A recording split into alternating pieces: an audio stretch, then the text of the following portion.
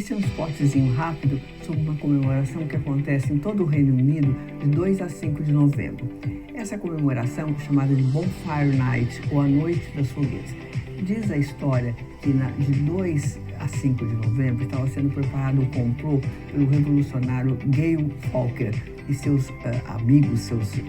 seguidores, para explodir o parlamento e matar o rei James I. Ele foi preso na noite do dia 4 a 5 de novembro, enquanto guardava os barris de pólvora que seriam usados na explosão. E o rei James I disse que então esse dia 5 de novembro, ou os dias adjacentes, seriam em comemoração à preservação da nação e à preservação do parlamento.